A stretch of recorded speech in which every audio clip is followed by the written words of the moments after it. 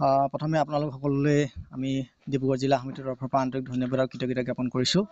আপোনালোকৰ বহুমূলীয়া সময় দি মেলি আমাৰ আজি যিহেতু অনুষ্ঠানটো আয়োজন কৰিছোঁ, আপোনালোকে আমাক যি প্ৰশ্ন কৰিছে তাৰ উত্তৰ আমি এনেধৰণে দিবলৈ চেষ্টা কৰিম যে পৰম্পৰাগত যি টাই আহোম জনগোষ্ঠীটোৰ যি ধৰ্মীয় পৰম্পৰা তাক আমি যেনেধৰণে উপস্থাপন কৰিব লাগে ঠিক তেনেধৰণে নীতি নিয়মৰ মাজেৰে আমি উপস্থাপন কৰিছোঁ। আৰু মেডাম মেফিৰ তাৎপৰ্যৰ বিষয়ে আপোনালোকক ক'বলৈ গ'লে খুব শ্বৰ্টকৈ ক'বলৈ গ'লে হৈছে মেডাম মেফিৰ অৰ্থ হৈছে আমি পূৰ্বপুৰুষক কৰা তৰ্পণৰ যোগেদি আমি জনগোষ্ঠীটোৰ লগতে সমগ্ৰ অসমৰ ভাল হোৱাটো আমি কামনা কৰিছোঁ।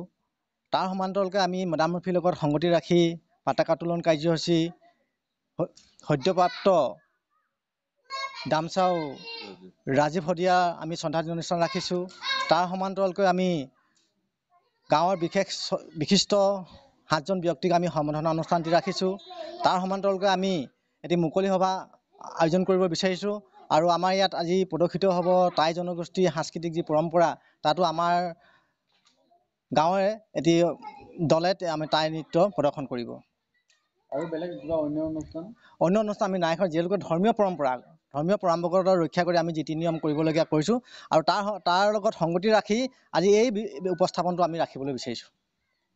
আজি মেডাম মেফি আচলতে আমি ডিব্ৰুগড় জিলা টাই আহোম যুৱ পৰিষদ চমুকৈ টাইপা ডিব্ৰুগড় জিলা সমিতিৰ আহ্বানত, টেঙাখাত আঞ্চলিক সমিতিৰ উদ্যোগত আৰু দেওঘৰীয়াবাসী ৰাইজৰ সহযোগত আমি মেডাম মেফি আয়োজন কৰিবলৈ লৈছিলোঁ।